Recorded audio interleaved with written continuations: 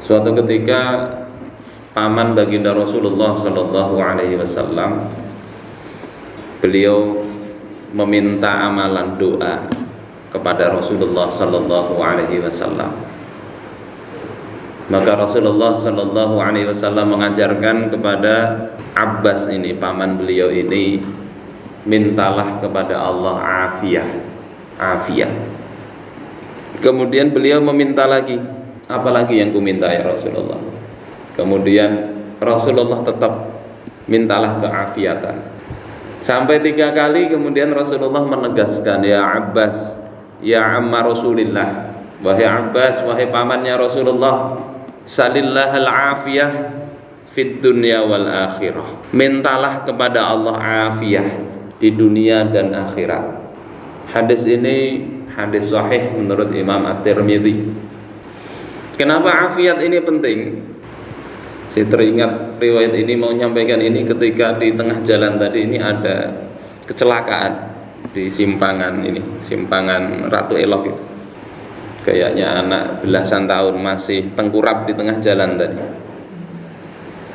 Jadi hati rasa, ini belasan tahun anak kecil, tidak pakai helm sepertinya. Tapi saya lihat kiri kanan tidak ada darah, masih bergerak orangnya. Mudah-mudahan Allah berikan keafiatan. Dan kita punya anak, hati-hati. Kalau memang belum layak untuk naik motor, jangan dikasih di tengah jalan, di jalan raya. Sepertinya tadi lawannya ini mobil truk yang besar itu ya. Apa itu? Truk yang bawa banyak, yang panjang itu. Truk itu biasanya ndak laju gitu. Berarti ini anak ini sepertinya yang memang pas laju. Nah, yang menarik di sini sebetulnya saya ingin sampaikan, Rasul itu minta paman beliau itu untuk ketika dimintai doa kok minta afiat. Kenapa? Di dalam kitab Tuhfatul Ahwadhi, penjelasan hadis ini dikatakan ad-du'a'u bil afiyah la yusawihi syai'un minal ad'iyah. Doa minta afiyah. Afiyah ini bukan sekedar sehat, tapi sehat yang bugar ya. Itu adalah la yusawihi syai'un minal ad'iyah. Tidak ada doa yang sebanding dengan afiyah ini. Wala yaqumu maqamahu syai'un minal kalam, dan tidak ada satu perkataan pun yang menduduki kedudukannya dalam doa itu.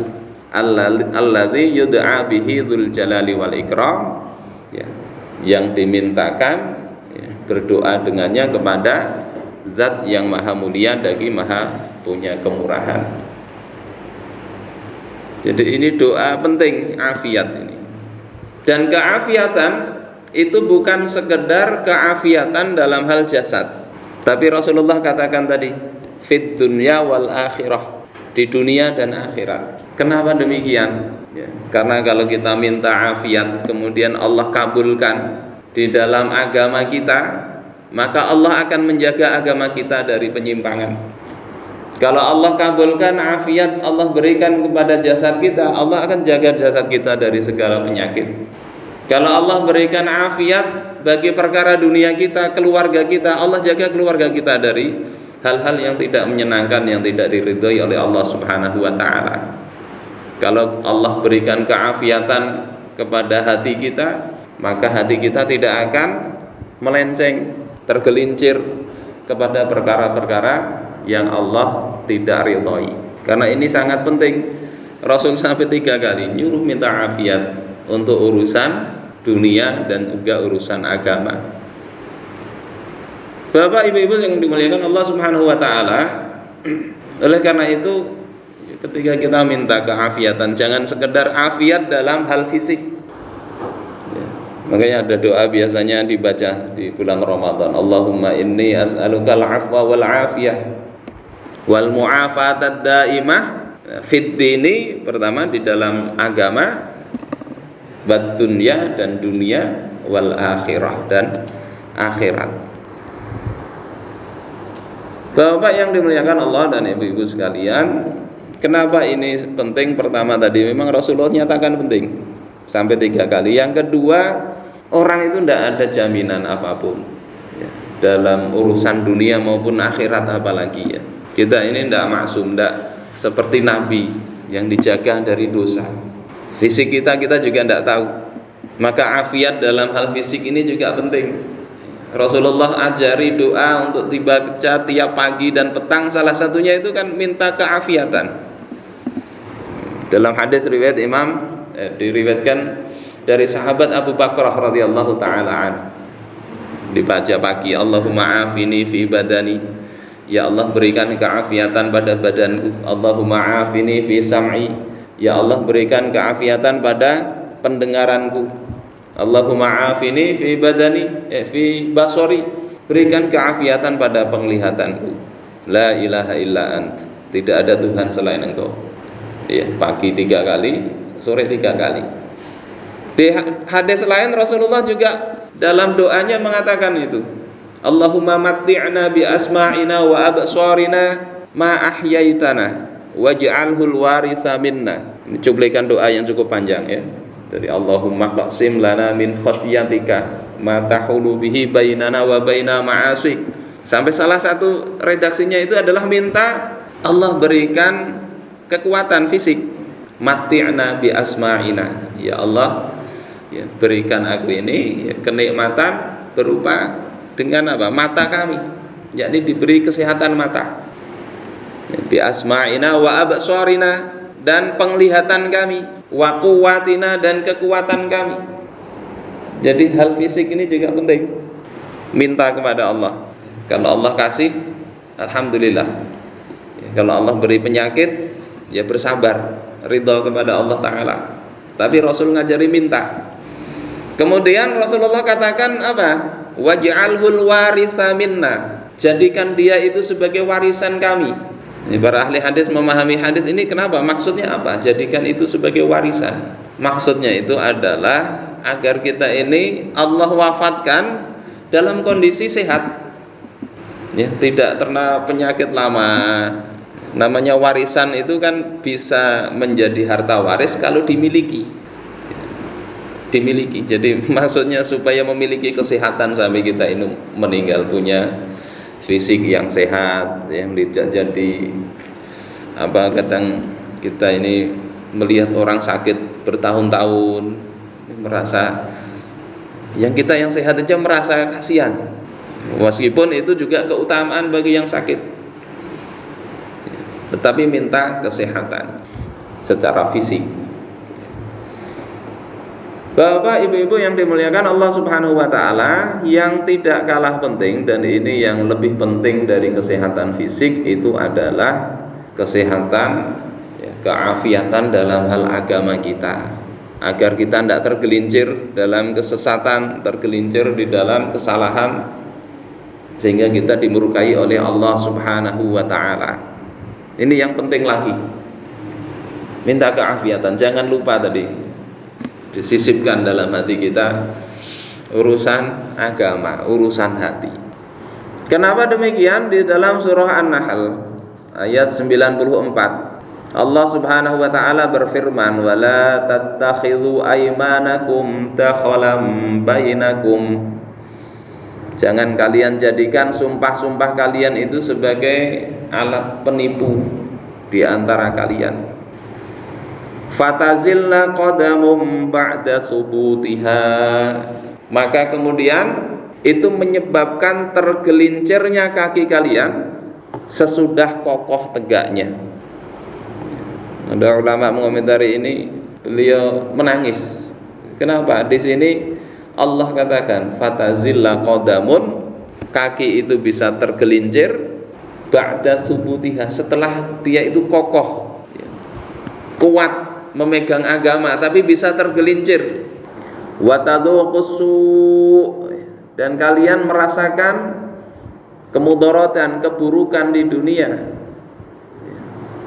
Bima sadadtum an sabilillah, dikarenakan kalian menghalangi orang dari jalan Allah Ta'ala. Walakum adzabun azim, dan bagi kalian azab yang sangat besar. Ayat ini menjadi pelajaran, ya, memberikan catatan bahwasanya sebagaimana kesehatan itu bisa hilang begitu saja, tiba-tiba tadi tergeletak di jalan raya, ya, bisa langsung kadang sakit, stroke dan sebagainya. Ya. Iman itu bisa begitu juga, bisa. Tidak hanya sekarang, sejak zaman dahulu. Zamannya Nabi Musa ada namanya Bal'am, orang soleh, alim, punya karomah. Zamannya Nabi Muhammad sallallahu alaihi wasallam ada Rajjal bin Unfuah, penulis wahyu Nabi, murtad, bela Musailamah. Beberapa orang itu akhirnya juga ikut bela Musailamah. Kemudian ada, ya, zaman-zaman sekarang makin banyak lagi, baik yang kemudian murtad jadi ateis maupun masih statusnya muslim tetapi tidak jelas lagi identitasnya. Ada muslim membela LGBT, ada itu. Ada muslim yang kemudian mengatakan, ya, musuh terbesar Pancasila itu adalah agama. Ada gitu. Dulu kita lihat ini, orang ini dulu bagus sekali nerjemahin kitab-kitab yang bagus, bisa begitu. Mudah-mudahan bertobat, ya, waktu masih hidup. Ada yang kemudian ateis, ada. Kalau sekedar masuk Kristen masih ada mendingnya, ya, masih beragama walaupun itu murtad juga. Tapi ini ada yang ateis. Dan ini banyak di kalangan, ya, anak-anak muda kaum muslimin begitu. Kenapa ini bisa terjadi? Mudah-mudahan Allah berikan afiat kita dari ketergelinciran hal seperti ini. Ya. Pertama itu bisa dikarenakan masalah memang tidak minta kepada Allah, tidak minta diteguhkan.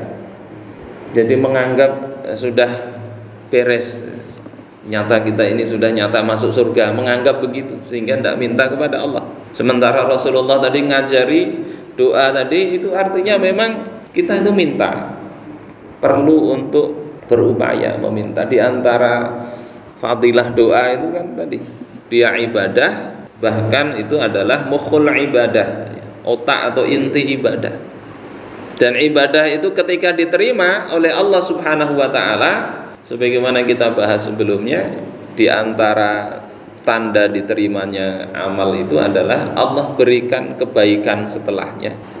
Wa jazaa'ul hasanati al hasanatu ba'daha. Balasan dari kebaikan itu adalah kebaikan setelahnya. Ya. Ada kaidah al jaza min jinsil amal. Balasan itu akan diberikan sesuai dengan jenis amal. Amalnya apa? Balasannya akan seperti itu. Sehingga ketika kita ingin diberikan keteguhan, ya minta kepada Allah keteguhan. Ini yang pertama, salah satu sebabnya enggak minta. Yang kedua, bisa jadi kurang bersyukur kepada Allah Subhanahu wa taala. Kurang bersyukur, tidak ada rasa senangnya ini dalam Islam ini. Merasa berat terus. Padahal Allah berikan Islam, Allah berikan hidayah, Allah berikan petunjuk. Allah masih gerakkan hati kita itu untuk bisa sholat, bisa ngaji dan sebagainya. Itu mestinya disyukuri. Karena tidak semua orang bisa mendapatkan itu. Kalau urusan dunia itu semua dikasih oleh Allah Ta'ala. Urusan harta Allah kasih semuanya. Tapi urusan ini tidak semua orang. Tidak semua orang itu mau ngaji. Tidak semua orang itu ketika sudah ada yang mau ngaji itu mau berlanjut. Tidak semua begitu. Banyak orang ketika sudah menikah itu seolah-olah sudah tidak ada kewajiban untuk ilmu. Sehingga ketika ini Allah berikan, syukuri, ya, syukuri. Jangan sampai kita berpandangan seolah-olah tadi kita ini sudah harap nikmat ini seolah-olah karena peran kita. Bahkan Rasulullah Shallallahu Alaihi Wasallam itu bisa teguh itu karena rahmat dari Allah Taala. Fabima rahmatin mir rabbika linta lahum, dalam Al-Quran. Bisa berlaku lembut itu karena rahmat dari Allah Taala. Rasul itu bisa teguh dari upaya orang-orang kafir Quraisy. di dalam surah Al-Isra, ya. Wa in kadu la yaftinunaka 'anil ladzi auhayna ilaika litaftari 'alaina ghairah wa idzan lattakhadhuka khalila. Hampir-hampir mereka itu membuat engkau, membuat fitnah untuk engkau. Untuk apa? Mengada-adakan atas kami sesuatu yang lain. Yakni ini dalam asbabun nuzulnya, orang-orang Quraisy itu ingin Rasul itu di samping mencium Hajar Aswad itu juga mengusap berhala-berhala mereka. Tidak boleh nyium Hajar Aswad kalau tidak ikut juga mengusap berhala kami. Rasulullah ada juga dalam hati itu ingin mereka itu menerima dakwah, ada keinginan. Cuma ngusap aja tidak apa-apa, ya. Toleransi. Ya, toleransi. Kita tidak nyembah berhala, cuma ngusap aja, menghormati berhala. Ingin ada dalam hati begitu. Apa kata Allah Ta'ala dalam lanjutan di surah Al-Isra itu? Walaula an tsabbatnaka laqad kitta tarkanu ilaihim syai'an qalila. Andai kata tidak kuteguhkan engkau, sungguh engkau akan condong kepada mereka dengan kecondongan yang sedikit. Kenapa Rasul teguh? Allah teguhkan hati beliau itu. Kalau tidak bisa condong. Ya, tarkanu ilaihim. Ar-rukun itu maknanya al-mail. Ada kecondongan hati. Sementara condong kepada kekufuran, condong kepada kezaliman, kepada orang zalim itu layak mendapatkan siksaan. Di dalam Al-Qur'an surah Hud, wala tarkanu ilal ladzina zalamu fatamassakumun nar.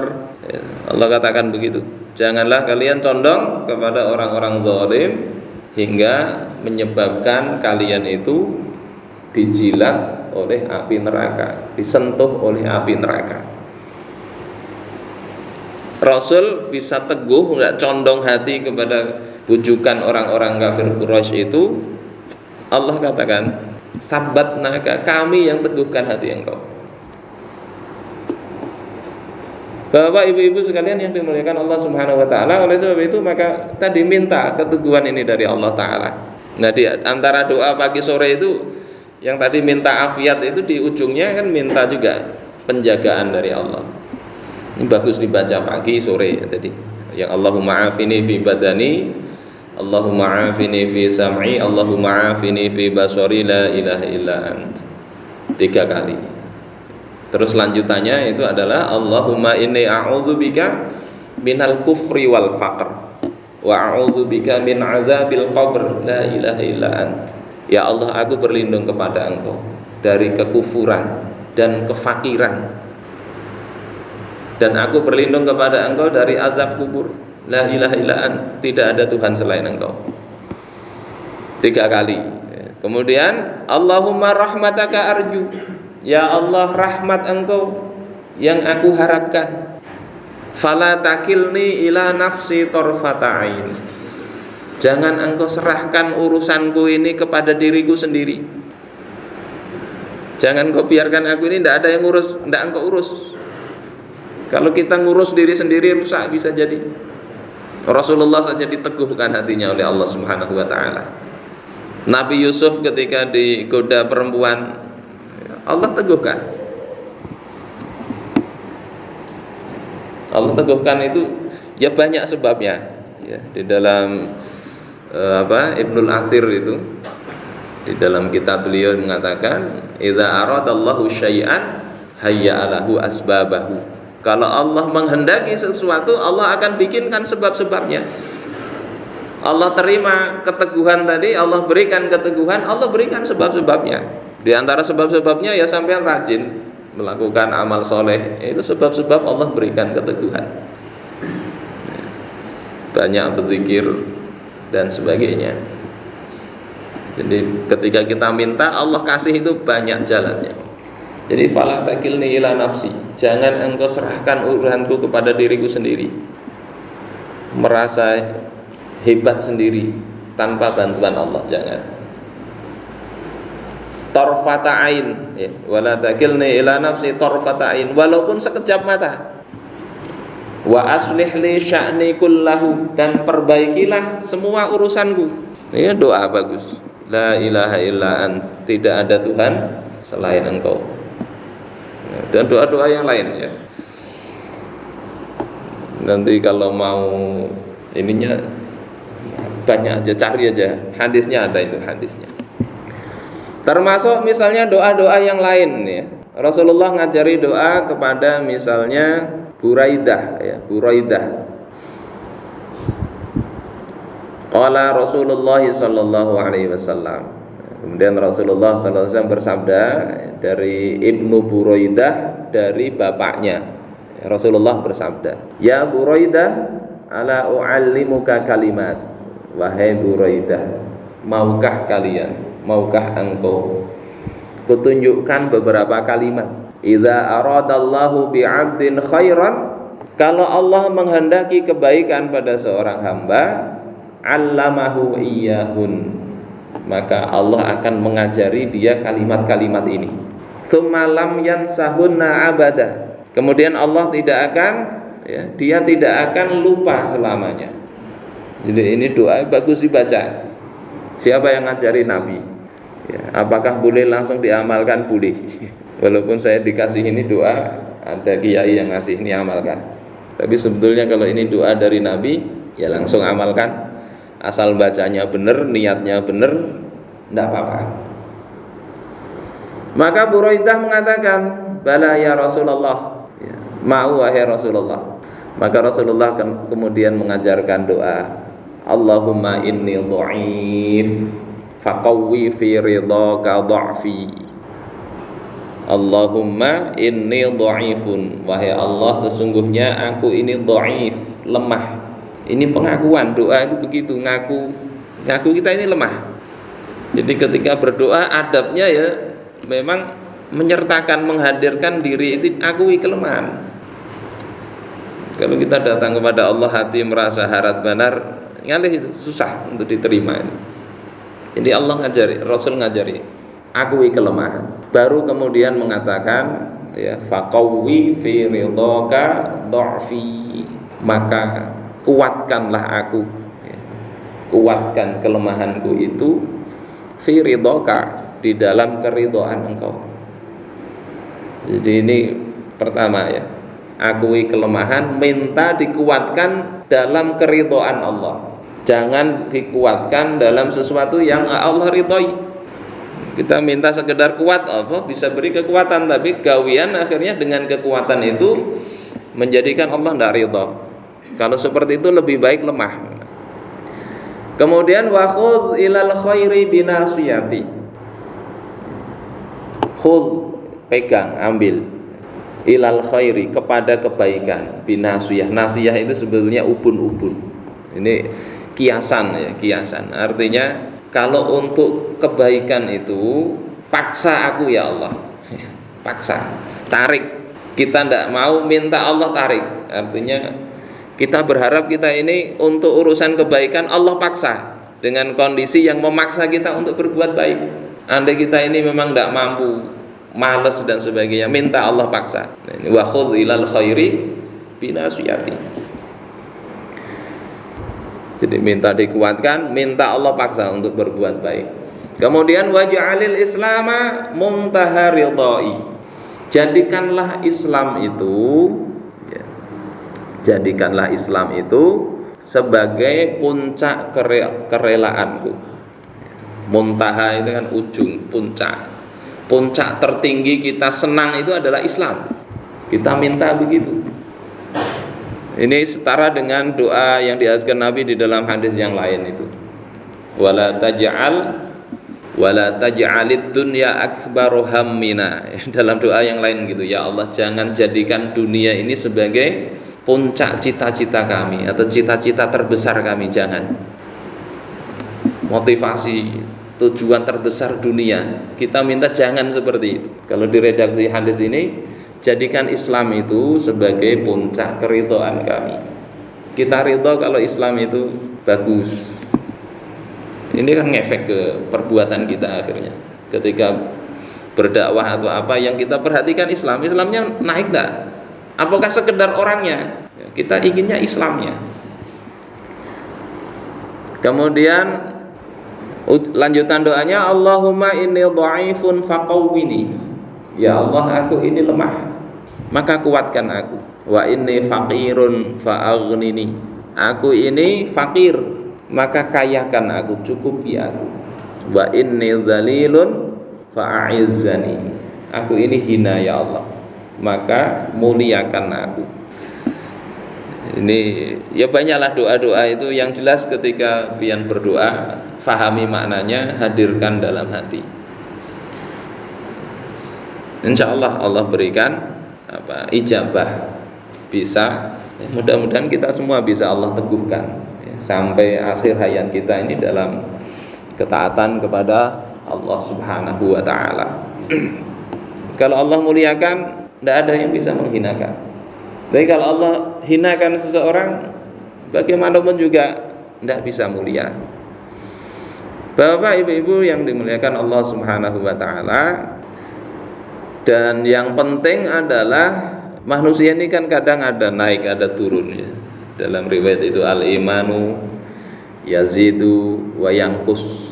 Iman itu bertambah dan berkurang. Yazidu bitta'ah, bertambahnya iman itu dengan ketaatan. Wa yanqusu, berkurangnya itu dengan kemaksiatan. Maka yang perlu kita garis bawahi betul ini, bahwasanya kemaksiatan itu bukan hanya sekedar membuat adanya dosa, ada perhitungan. Tapi yang Rasul katakan tadi, kemaksiatan itu bisa mengurangi kekuatan iman. Kekuatan iman. Yang ujung-ujungnya kalau maksiat terus kan khawatirnya itu imannya tidak ada lagi. Dan di antara yang kemaksiatan yang besar yang dikaitkan dengan tergelincirnya seseorang ini ya, dalam surah An-Nahl ini adalah pertama sumpah untuk menjadi alat penipuan, bersumpah untuk menipu orang, entah itu dalam jualan, entah itu dalam kehidupan yang lain, bersumpah demi Allah tujuannya nipu.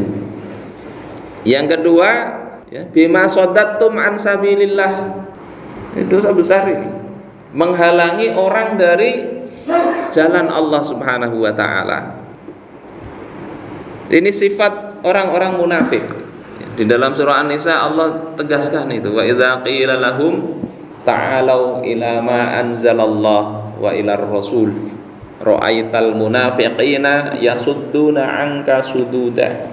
Jika dikatakan kepada mereka, mari berhukum kepada apa yang telah Allah turunkan dan kepada Rasul, ra'aital munafiqin, kalian akan melihat orang-orang munafik yasudduna anka, akan menghalang-halangi manusia dari mengikuti engkau. Sududa dengan sebenar-benarnya. Orang mau taat dia sudah tidak taat, orang mau taat dihalang-halangi. Bima sodattum an sabilillah. Jadi ini yang dinyatakan oleh Allah Subhanahu wa Ta'ala di antara maksiat, termasuk maksiat-maksiat yang lainnya.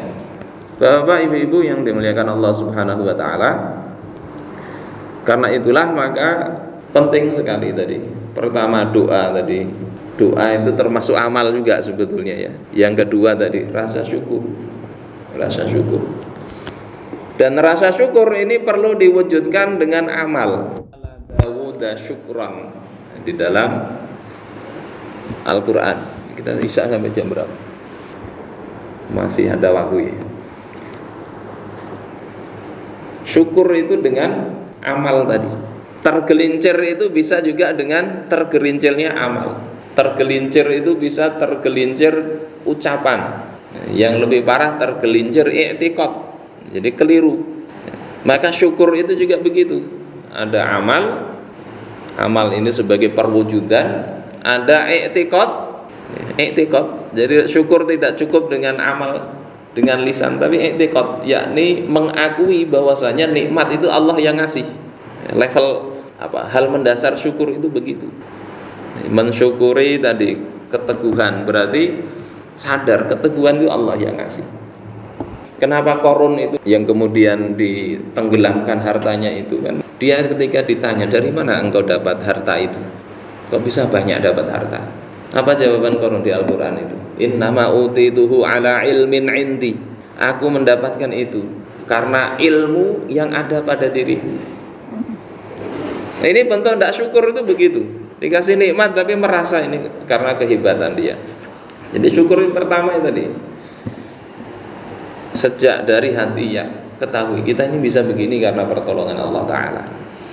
Kemudian yang kedua itu adalah ucapan tadi.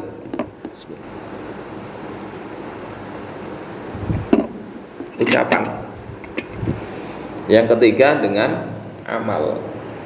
Amalnya apa? Ya ada amal fisik, amal perbuatan kita, termasuk dalam hal apa saja. Karena yang tergelincir amal itu banyak sekali bisa. Kita selamat dari sisi harta, kita tidak terjatuh pada yang haram. Kita bisa tergelincir dari sisi yang lain. Untuk urusan harta haram tidak mau, tapi untuk urusan perempuan kadang tergelincir di situ. Urusan harta, urusan perempuan tidak selamat di situ. Bisa tergelincir dalam urusan yang lain, jabatan, ingin dipuji orang, ingin viral dan sebagainya, akhirnya tergelincir di situ.